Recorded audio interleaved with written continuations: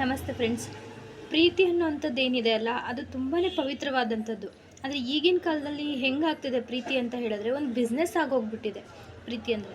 ಈಗ ನಮ್ಮ ಹತ್ರ ಇದೇ ಏನಾದ್ರು ಅಂತ ಅಂದಾಗ ಮಾತ್ರನೇ ಇಷ್ಟಪಡೋದು. ಈಗ ನಿಮ್ಮ ಹತ್ರ ಏನೂ ಇಲ್ಲ ಅಂತ, ಯಾವುದೋ ಅವ್ರಿಗೆ ಬೇಕಾಗಿರೋದು ಯಾವುದೋ ನಿಮ್ಮ ಹತ್ರ ಇಲ್ಲ ಅಂತ ಹೇಳಿದ್ರೆ ಬೇಡ, ನೀವು ಆಪ್ಷನಲ್ಲು, ನಿಮ್ಮನ್ನು ಬಿಡೋದು ನೆಕ್ಸ್ಟ್ ಇನ್ನೊಂದು. ಅಂದರೆ ನಿಮ್ಮ ಹತ್ರ ಅವ್ರಿಗೆ ಬೇಕಾಗಿರೋದು ಇದೆ ಅಂತ ಹೇಳಿದ್ರೆ ಮಾತ್ರ ನಿನ್ನ ಹತ್ರ ಪ್ರೀತಿ ಮಾಡೋದು. ಇಲ್ಲ, ನನಗೆ ಇವ್ರ ಹತ್ರ ಬೇಕಾಗಿರೋದು ಇವ್ರ ಹತ್ರ ಇಲ್ಲ ಅಂತ ಹೇಳಿದಾಗ ಇಲ್ಲ, ಬೇರೆಯವ್ರ ಹತ್ರ ಹೋಗೋದು. ಇದಕ್ಕೆ ನಿಜವಾಗ್ಲೂ ಪ್ರೀತಿ ಅಂತ ಹೇಳ್ತಾರಾ? ಈಗಿನ ಕಾಲದಲ್ಲಿ ಇದು ಪ್ರೀತಿ ಅಂತ ಅನಿಸ್ಕೊತಾ ಇದೆಯಾ? ಪ್ರೀತಿಗೆ ಇದರಿಂದ ಏನಾಗ್ತಿದೆ ಅಂತ ಹೇಳಿದ್ರೆ, ತುಂಬ ಜನ ಎಷ್ಟೊಂದು ಹೆಂಗೆ ಮಾಡ್ತಿದ್ದಾರೆ ಅಂದರೆ, ವ್ಯಾಲ್ಯೂನೇ ಇಲ್ಲ ಆಗೋಗಿದೆ ಪ್ರೀತಿಗೆ.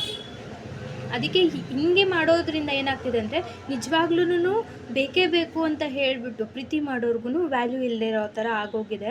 ಅದಕ್ಕೆ ಏನು ಹೇಳ್ತೀನಿ ನಿಮಗೆ ಅಂತ ಹೇಳಿದ್ರೆ, ನನ್ನೊಂದು ಸಣ್ಣ ಮೆಸೇಜು ಅಂತ ಹೇಳಿದ್ರೆ, ಆಯಿತು, ನಿಮಗೆ ಅವರಲ್ಲಿ ಯಾವುದೋ ಒಂದು ಬೇಕಾಗಿದೆ ಅಂತ ಹೇಳಿದ್ರೆ ಕೇಳಿ, ಈ ಥರ ನಿಮ್ಮಲ್ಲಿ ಚೇಂಜಸ್ ಬೇಕು ಅಂತ ಹೇಳಿಬಿಟ್ಟಾದರೂ ನೀವು ಅವ್ರನ್ನ ಚೇಂಜ್ ಮಾಡೋಕ್ಕೆ ನಿಮಗೆ ಯಾವ ರೀತಿ ಬೇಕೋ ಅನುಕೂಲಕ್ಕೆ ತಕ್ಕಂಗೆ ಅವ್ರನ್ನ ಚೇಂಜಸ್ ಮಾಡಿ ನೀವಿಬ್ಬರು ಅಡ್ಜಸ್ಟಲ್ಲಿ ಒಂದು ಜೀವನ ನಡೆಸೋ ಥರ ಇಟ್ಕೊಳ್ಳಿ ಅಲ್ಲ.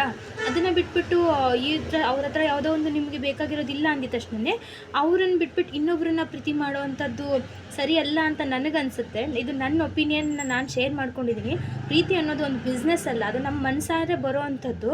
ಅದನ್ನು ಒಬ್ಬರಿಗೆ ಕೊಡೋಕ್ಕಾಗತ್ತೆ ಹೊರತು ಊರು ಜನಕ್ಕೆ ಹಂಚ್ಕೊಳಕ್ಕಾಗೋದಿಲ್ಲ. ಈ ಒಂದು ಮೆಸೇಜ್ನ ನಾನು ನಿಮ್ಗೆ ಹೇಳ್ತಾ ಇದ್ದೀನಿ ಫ್ರೆಂಡ್ಸ್. Thank you.